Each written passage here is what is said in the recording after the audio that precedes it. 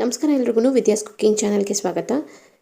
ಮುಂಚೆ ನಾನು ರೈಸ್ ಪುಟ್ಟು ಮಾಡಿದವಾಗ ತುಂಬ ಜನ ಕೇಳಿದ್ರಿ ರೈಸ್ ಪುಟ್ಟು ಪೌಡರ್ ಮನೆಯಲ್ಲೇ ಹೇಗೆ ಮಾಡೋದು ಅಂತ ಅಂದ್ಬಿಟ್ಟು ಹಲವಾರು ಎಕ್ಸ್ಪೆರಿಮೆಂಟ್ ಮಾಡಿ ನಂತರ ನನಗೆ ಒಂದು ರಿಸಲ್ಟ್ ಸಿಕ್ಕಿದೆ. ಸೊ ಹಾಗಾಗಿ ನಾನು ನಿಮ್ಮ ಮುಂದೆ ಈ ವಿಡಿಯೋನ ತೊಗೊಂಡು ಬಂದಿದ್ದೀನಿ. ತುಂಬಾ ಚೆನ್ನಾಗಾಗುತ್ತೆ. ಮನೆಯಲ್ಲಿನೇ ಆರಾಮಾಗಿ ನಾವು ರೈಸ್ ಪುಟ್ಟು ಪೌಡರ್ನ ಮಾಡ್ಬೋದು. ಚಾನಲ್ಗೆ ಹೊಸಬ್ರಾಗಿದ್ದರೆ ಸಬ್ಸ್ಕ್ರೈಬ್ ಬಟನನ್ನು ಕ್ಲಿಕ್ ಮಾಡೋದನ್ನು ಮರಿಬೇಡಿ. ಹಾಗೆ ವಿಡಿಯೋ ಇಷ್ಟ ಆದರೆ ಪ್ಲೀಸ್ ಒಂದು ಲೈಕ್ ಮಾಡೋದನ್ನು ಮರಿಬೇಡಿ. ಹಾಗೆ ಬೇರೆಯವ್ರಿಗೂ ಸಹ ಶೇರ್ ಮಾಡಿ. ಈಗ ಪ್ರೊಸೀಜರ್ ನೋಡ್ಕೊಳ್ಳೋಣ. ಮೊದಲಿಗೆ ಒಂದು ಬಟ್ಲಿಗೆ ಬಾಯ್ಲ್ಡ್ ರೈಸ್ನ ಹಾಕ್ಕೊಳ್ತಾ ಇದ್ದೀನಿ. ಪುಟ್ಟು ಮಾಡೋದಕ್ಕೆ ಬಾಯ್ಲ್ಡ್ ರೈಸೇ ಯೂಸ್ ಮಾಡಬೇಕು ಅಂತೇನಿಲ್ಲ, ರಾ ರೈಸಲ್ಲೂ ಯೂಸ್ ಮಾಡ್ಬೋದು. ಆದರೆ ಆ ಪರ್ಫೆಕ್ಟ್ ಟೆಕ್ಸ್ಚರ್ ಕೊಡೋದಕ್ಕೆ ಬಾಯ್ಲ್ಡ್ ರೈಸ್ ಇದ್ದರೆ ತುಂಬಾ ಚೆನ್ನಾಗಿರುತ್ತೆ. ನಾನಿಲ್ಲಿ 1 ಲೋಟದಷ್ಟು ಬಾಯ್ಲ್ಡ್ ರೈಸನ್ನು ನೆನೆಸಿಟ್ಕೊಳ್ತಾ ಇದ್ದೀನಿ. ಚೆನ್ನಾಗಿ 2-3 ಸತಿ ವಾಶ್ ಮಾಡಿಬಿಟ್ಟು ನಂತರ ಇದನ್ನು ನೆನೆಸಿಟ್ಕೊಂಡ್ಬಿಡೋಣ. ನೆನೆಯೋದಕ್ಕೆ ಸುಮಾರಾಗಿ 2ರಿಂದ 3 ಗಂಟೆಗಳ ಕಾಲ ಕೊಟ್ಟರೆ ಸರಿ ಹೋಗುತ್ತೆ. ಪುಟ್ಟು ಮಾಡೋದಕ್ಕೆ ತಯಾರಿ ಮಾಡ್ಕೊಳ್ತಿರಲ್ಲ ಅವತ್ತಿನ ದಿನವೇ ನೀವು ಪುಟ್ಟುನ ಮಾಡ್ಬೋದು. ಇಲ್ಲ ಟೈಮ್ ಆಗುತ್ತೆ ಇದು ನೆನೆಸೋದು ಮತ್ತು ಅದನ್ನು ಒಣಗಿಸೋದು, ಈ ರೀತಿಯೆಲ್ಲ ಪ್ರೊಸೀಜರ್ ಇದೆ. ನಾನು ತಿಳಿಸ್ಕೊಡ್ತೀನಿ ಪೂರ್ತಿಯಾಗಿ.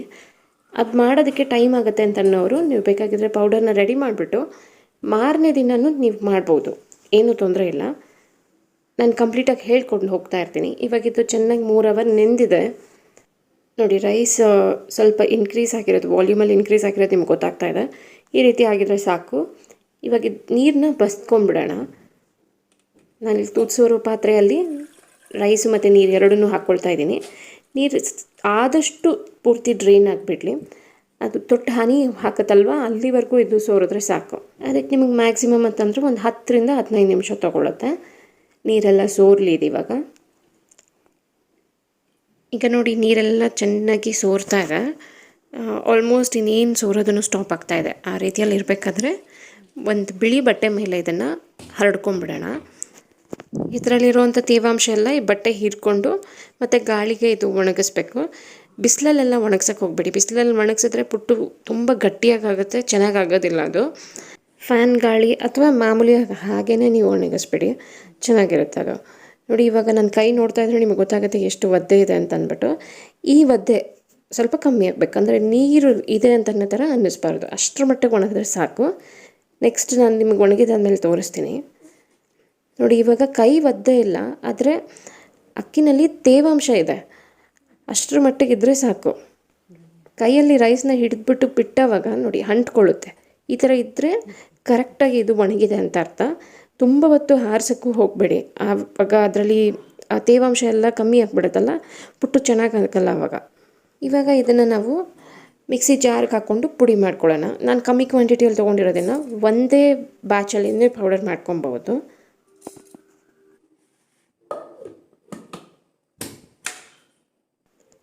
ಮೊದಲು ಈ ರೀತಿ ಪಲ್ಸ್ ಮೋಡಲ್ಲಿ ಇಟ್ಕೊಂಡು, ಅಂದರೆ ರಿವರ್ಸಲ್ಲಿ ಪೌಡರ್ ಮಾಡ್ಕೊಳ್ಳಿ. ಆಮೇಲೆ ಅದನ್ನ ತಿರುಗಿಸ್ತಾ ಅದು ಬ್ಲೇಡ್ನ ಸ್ವಲ್ಪ ಸಡಿಲ ಮಾಡಿಕೊಂಡು ಪೌಡರ್ ಮಾಡ್ಕೊಳ್ಬೇಕು. ಪೌಡರ್ ಮಾಡ್ಕೊಳ್ಬೇಕಾದ್ರೆ ನಾನು ಮೊದಲೇ ಹೇಳಿದೆ ಸ್ವಲ್ಪ ಗಮನದಲ್ಲಿ ಇಟ್ಕೊಳ್ಬೇಕಾಗುತ್ತೆ. ಏನು ಅಂತಂದರೆ ಇದನ್ನು ನೈಸಾಗಿ ಪೌಡರ್ ಮಾಡ್ಕೊಳಕ್ಕೆ ಹೋಗಬಾರ್ದು, ಆವಾಗ ಪುಟ್ಟು ಚೆನ್ನಾಗಾಗೋದಿಲ್ಲ. ನೋಡಿ ಇದು ಇವಾಗ ಅಕ್ಕಿ ಹಾಗೇ ಇದೆ. ರವೆ ರೀತಿಯಲ್ಲಿ ಪೌಡರ್ ಮಾಡ್ಕೊಳ್ಬೇಕು. ಕರೆಕ್ಟಾಗಿ ಹೇಳಬೇಕು ಅಂದರೆ ರವೆ ರೀತಿಯಲ್ಲಿ ಪೌಡರ್ ಮಾಡ್ಕೊಳ್ಳಿ, ಆವಾಗ ಇದು ಸರಿ ಹೋಗುತ್ತೆ. ನೋಡಿ ಇವಾಗ ಇದು ಸ್ವಲ್ಪ ಮಟ್ಟಿಗೆ ರವೆ ರೀತಿಯಲ್ಲಿ ಇದೆ.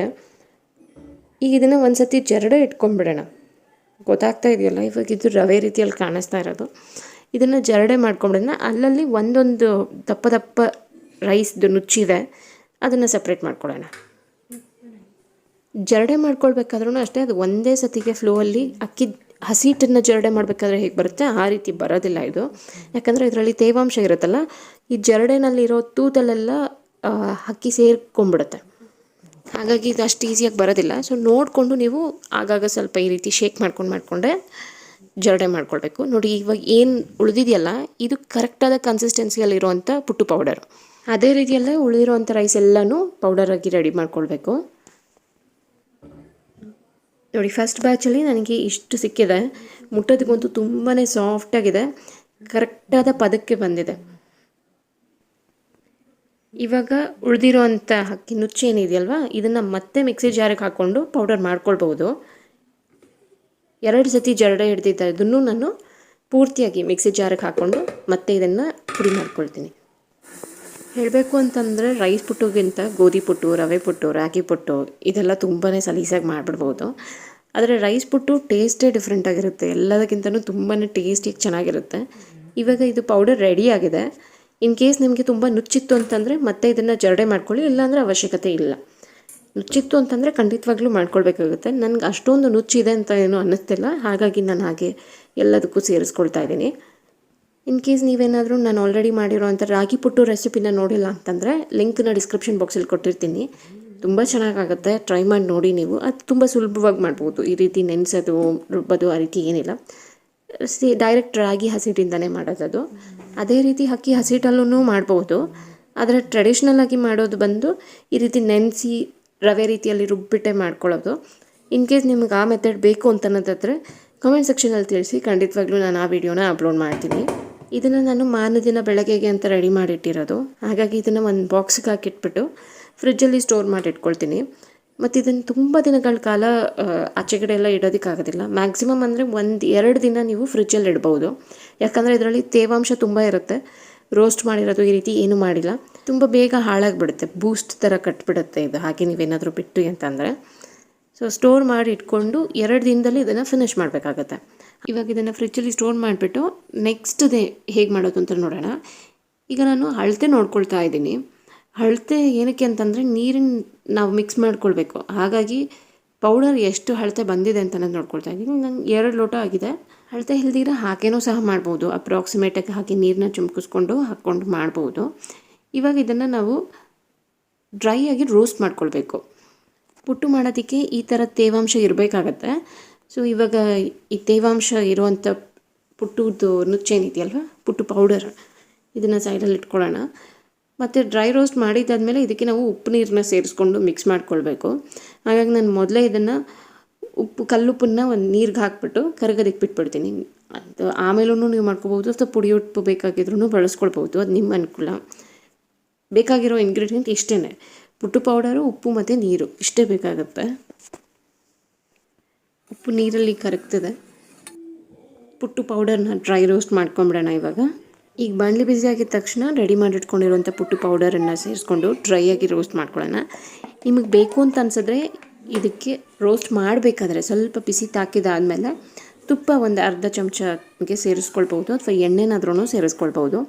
ಒಳ್ಳೆ ಘಮ ಕೊಡುತ್ತೆ, ಮತ್ತು ಒಂದು ಸ್ವಲ್ಪ ಟೆಕ್ಸ್ಚರ್ ಸಹ ಚೇಂಜ್ ಆಗುತ್ತೆ. ನೀವು ಆ ರೀತಿ ಬೇಕಾದರೂ ಮಾಡ್ಬೋದು, ತೊಂದರೆ ಏನಿಲ್ಲ. ಅಥವಾ ಹಾಗೇ ಅದನ್ನ ಸ್ಕಿಪ್ ಮಾಡಿನೂ ಸಹ ಮಾಡ್ಬೋದು. ಬಾಯ್ಲ್ಡ್ ರೈಸಿಗೆ ಅವಶ್ಯಕತೆ ಇಲ್ಲ, ಆದರೆ ರಾ ರೈಸಿಗೆ ಮಾಡಿ ಚೆನ್ನಾಗಿರುತ್ತೆ. ಯಾಕಂದರೆ ಬಾಯ್ಲ್ಡ್ ರೈಸಲ್ಲಿ ಅದರದೇ ಒಂದು ಫ್ಲೇವರ್ ತುಂಬ ಚೆನ್ನಾಗಿರುತ್ತೆ. ರಾ ರೈಸಿಗೆ ಸ್ವಲ್ಪ ಎಕ್ಸ್ಟ್ರಾ ಕೊಡಬೇಕಾಗತ್ತೆ. ಇವಾಗ ಇದು ಬಿಸಿ ತಾಕಿದೆ, ನೋಡ್ತಾ ಇರ್ಬೋದು ನೀವು ಎಲ್ಲ ಹೇಗೆ ಬರ್ತಾಯಿದೆ ಅಂತ. ಕೈಯಲ್ಲಿ ಮುಟ್ಟೋದಕ್ಕೆ ಕಷ್ಟ ಇದೆ, ಅಷ್ಟು ಮಟ್ಟಿಗೆ ಬಿಸಿ ಆದರೆ ಸಾಕು. ತುಂಬ ಹೆಚ್ಚಿಗೆ ರೋಸ್ಟ್ ಮಾಡೋದಿಲ್ಲ, ಏನು ಬೇಡ. ಅಂಗಡಿಯಲ್ಲಿ ಸೇಲ್ ಮಾಡುವಂಥ ಪೌಡರ್ನೆಲ್ಲ ಚೆನ್ನಾಗಿ ರೋಸ್ಟ್ ಮಾಡಿರ್ತಾರೆ. ಇದು ನಾವು ತಕ್ಷಣಕ್ಕೆ ಮಾಡೋದ್ರಿಂದ ಮಾಯಿಶ್ಚರ್ ಹಾಗೆ ಇರಲಿ, ಯಾಕಂದರೆ ಪುಟ್ಟು ಟೇಸ್ಟು ತುಂಬ ಚೆನ್ನಾಗಿರುತ್ತೆ ಆ ರೀತಿ ಇದ್ದವಾಗ. ಈಗ ಇದು ತಣ್ಣಗಾಗಿದ್ದಾದಮೇಲೆ ನಾವೇನು ಉಪ್ಪು ನೀರನ್ನೆಲ್ಲ ಕರಗಿಸಿ ಇಟ್ಕೊಂಡಿದ್ವಲ್ಲ, ಅದನ್ನು ಸ್ವಲ್ಪ ಸ್ವಲ್ಪನೇ ಸೇರಿಸ್ಕೊಂಡು ಮಿಕ್ಸ್ ಮಾಡ್ಕೊಳ್ಬೇಕಾಗತ್ತೆ. ಒಂದೇ ಸಮನೆಲ್ಲ ಹಾಕೋಗ್ಬಾರ್ದು, ಸ್ವಲ್ಪ ಸ್ವಲ್ಪನೇ ಆ ತೇವಾಂಶ ಎಲ್ಲದಕ್ಕೂ ಹೀರ್ಕೊಳ್ಬೇಕು. ಮಿಕ್ಸ್ ಮಾಡ್ತಾ ಇರಬೇಕಾದ್ರೆ ನಿಮ್ಗೆ ಅಲ್ಲಲ್ಲಿ ಉಂಡೆ ಕಟ್ಟುತ್ತೆ, ಆ ಉಂಡೆನ ಹಾಗೆ ಬಿಡಿಸ್ತಾನೆ ನೀವು ಮಿಕ್ಸ್ ಮಾಡ್ಕೊಳ್ಬೇಕು. ಮತ್ತು ಆಮೇಲೆ ಸ್ವಲ್ಪ 1-2 ನಿಮಿಷ ಮಧ್ಯದಲ್ಲಿ ಗ್ಯಾಪ್ ಕೊಡ್ತಾ ಇರಿ. ಆವಾಗ ಏನಾಗುತ್ತೆ, ತುಂಬ ಒದ್ದೆ ಇರೋದು ಹಾಗೆ ಸ್ವಲ್ಪ ನೀರೆಲ್ಲ ಹೀರ್ಕೊಂಡು ಒದ್ದೆ ಅಂಶ ಕಮ್ಮಿ ಆಗುತ್ತೆ, ಆ ತೇವಾಂಶ ಎಲ್ಲ ಕಮ್ಮಿ ಆಗ್ತಾ ಹೋಗುತ್ತೆ. ಆ ರೀತಿ 1-2 ನಿಮಿಷ ಹಂಗೆ ಮಧ್ಯೆ ಗ್ಯಾಪ್ ಕೊಟ್ಕೊಳ್ಳಿ. ಉಂಡೆ ಹಾಕ್ತಾ ಇರೋದನ್ನ ಬಿಡಿಸ್ಕೊಳ್ಳಿ. ಈ ರೀತಿ ಮಾಡಿಕೊಂಡು ಪೂರ್ತಿಯಾಗಿ ಒಂದು ಪೌಡರ್ ರೆಡಿ ಆಗಬೇಕು. ಉಂಡೆ ಇರಬಾರ್ದು, ಬರೀ ಪೌಡರ್ ಇರಬೇಕು, ಆ ರೀತಿ ಮಾಡ್ಕೊಳ್ಬೇಕಾಗತ್ತೆ. ನೋಡಿ ಅಲ್ಲಲ್ಲಿ ಉಂಡೆ ಇದೆ, ಆ ಉಂಡೆನೆಲ್ಲ ಹಾಗೆ ಬಿಡಿಸ್ಕೊಂಡು ನೀರನ್ನು ಎಲ್ಲದಕ್ಕೂ ಅಂಟೋ ರೀತಿಯಲ್ಲಿ ಮಾಡ್ಕೊಳ್ತಾ ಇದ್ದೀನಿ. ನೋಡಿ ಇದಕ್ಕೆ ಇನ್ನೂ ಸ್ವಲ್ಪ ನೀರನ್ನು ಸೇರಿಸ್ಬೋದು, ಹಾಗಾಗಿ ಇನ್ನೂ ಸ್ವಲ್ಪ ನೀರನ್ನು ಹಾಕ್ಕೊಳ್ತಾ ಇದ್ದೀನಿ. ನಿಮಗೆ ಗೊತ್ತಾಗುತ್ತೆ ಮಿಕ್ಸ್ ಮಾಡಬೇಕಾದ್ರೆ, ಅದು ಒಂದು ಉಂಡೆ ಗಟ್ಟಿಯಾಗಿ ಹಿಡಿದವಾಗ ಪೂರ್ತಿಯಾಗಿ ಉಂಡೆ ಫಾರ್ಮ್ ಆಗಬೇಕು.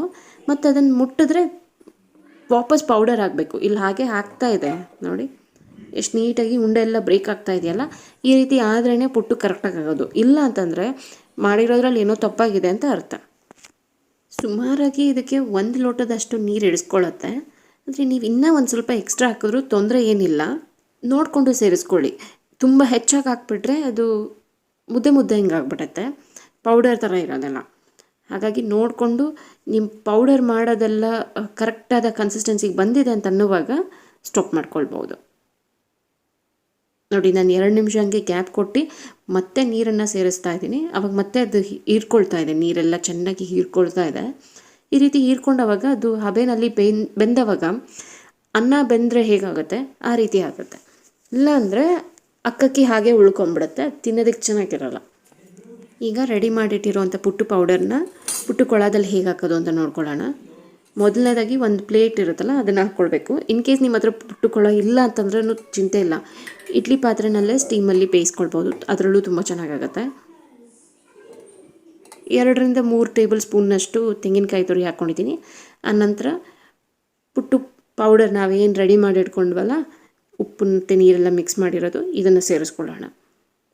ಅರ್ಧದಷ್ಟು ನಾವು ಫಸ್ಟ್ ಹಾಕ್ಕೊಂಡು ಆನಂತರ ಮತ್ತೆ ತೆಂಗಿನಕಾಯಿ ತುರಿನ ಸೇರಿಸ್ಕೊಳ್ಬೇಕು.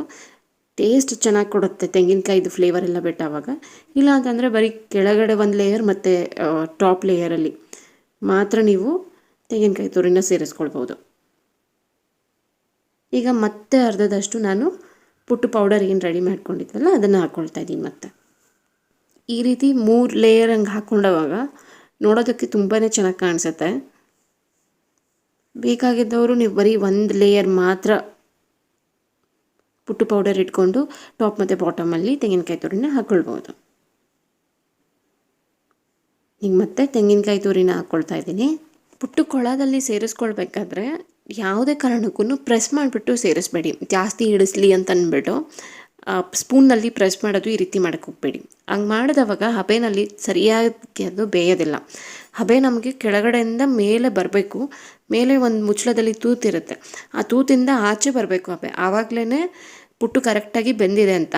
ಇನ್ ಕೇಸ್ ಆ ರೀತಿ ಬಂದಿಲ್ಲ ಅಂತಂದರೆ ಪುಟ್ಟು ಕರೆಕ್ಟಾಗಿ ಬೆಂದಿರೋದಿಲ್ಲ, ಮತ್ತು ನಾವು ಸೆಪ್ರೇಟ್ ಮಾಡ್ತೀವಲ್ವ ಪುಟ್ಟು ಕೊಳದಿಂದ, ಆವಾಗ ನೀಟಾಗಿ ಬರೋದಿಲ್ಲ, ಅದು ಒಡೆದೋಗ್ಬಿಡುತ್ತೆ.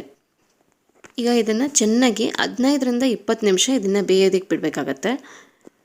ಬೆಂದಿದ ನಂತರ ಒಂದು 10 ನಿಮಿಷ ಹಾಗೆ ಬಿಟ್ಬಿಡೋಣ, ಬಿಸಿನಲ್ಲೇ ಅದು ಮತ್ತೆ ಇನ್ನಷ್ಟು ಕುಕ್ ಆಗೋದಕ್ಕೆ ಹೆಲ್ಪ್ ಆಗುತ್ತೆ. ಆಮೇಲೆ ಇದನ್ನು ನಾವು ಸಪ್ರೇಟಾಗಿ ತೆಗಿಬೋದು. ನೀವು ಸಪ್ರೇಟಾಗಿ ತೆಗಿಬೇಕಾದ್ರೆ ಅಕ್ಕಿ ಭಾಗ ಏನಿರುತ್ತಲ್ವ ಅಲ್ಲಿ ಬ್ರೇಕ್ ಆಗಬಾರ್ದು. ತೆಂಗಿನಕಾಯಿ ಬ್ರೇಕ್ ಆದರೆ ಓಕೆ, ಅದು ಬ್ರೇಕ್ ಆಗೋದಕ್ಕೆ ಚಾನ್ಸಸ್ ಇದ್ದೇ ಇರುತ್ತೆ, ಆದರೆ ಅಕ್ಕಿ ಭಾಗ ಮಾತ್ರ ಬ್ರೇಕ್ ಆಗಬಾರ್ದು. ಹಂಗೆ ಬ್ರೇಕ್ ಆಯಿತು ಅಂತಂದರೆ ಅಕ್ಕಿ ಪುಟ್ಟು ಸರಿಯಾಗಿ ಬೆಂದಿಲ್ಲ ಅಂತ. ಇವಾಗ ತೆಗಿತಾ ಇದ್ದೀನಿ ನೋಡಿ, ಎಷ್ಟು ಚೆನ್ನಾಗಾಗಿದೆ ಗೊತ್ತಾ. ತಿನ್ನೋದಕ್ಕೂ ಅಷ್ಟೇ ಮನೆಯಲ್ಲಿ ಮಾಡಿದ ಪೌಡರ್ ಅಂತಲೇ ಅನ್ಸೋದಿಲ್ಲ, ಅಂಗಡಿದೇ ಇರಬೇಕು ಅಂತಲೇ ಅನಿಸುತ್ತೆ. ತುಂಬಾ ಚೆನ್ನಾಗಿರುತ್ತೆ, ಒಂದ್ಸತಿ ನೀವು ಟ್ರೈ ಮಾಡಿ, ತುಂಬ ಚೆನ್ನಾಗಾಗತ್ತೆ. ಇದ್ರ ಜೊತೆಯಲ್ಲಿ ಪಚ್ಚಬಾಳೆ ಹಣ್ಣು ಮತ್ತು ಸಕ್ಕರೆ ಅಥವಾ ಬೆಲ್ಲ ಹಾಗೆ 1-2 ಚಮಚದಷ್ಟು ತುಪ್ಪ ಹಾಕ್ಕೊಂಡು ಚೆನ್ನಾಗಿ ಕಲಿಸ್ಬಿಟ್ಟು ತಿಂದರೆ ಸಖತ್ತಾಗಿರುತ್ತೆ.